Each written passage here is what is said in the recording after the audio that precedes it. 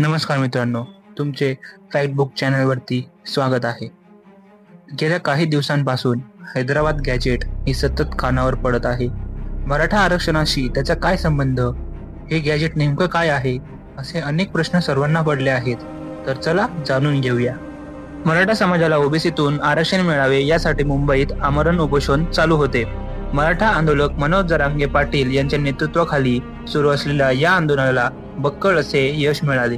राज्यातून हजारोंच्या संख्येने मराठा आंदोलनाला हजेरी लावली होती. या आंदोलनाबाबत बोलताना अनेकदा मनोज जरांगे पाटील यांनी हैदराबाद गॅजेटचा उल्लेख केला.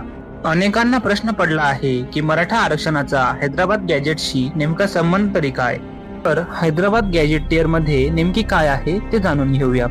1901 साली झालेल्या मराठवाड्यातील जनगणनेची प्रत 1901 साली प्रकाशित झाली होती.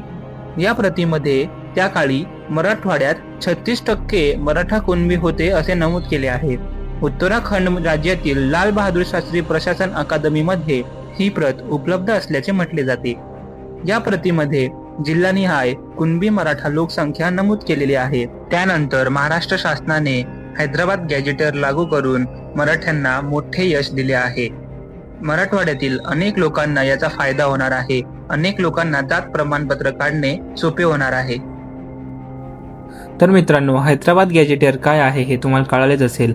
जर तुम्हाला व्हिडिओ आवडला असेल तर लाईक करा, शेअर करा आणि सबस्क्राईब करा. धन्यवाद.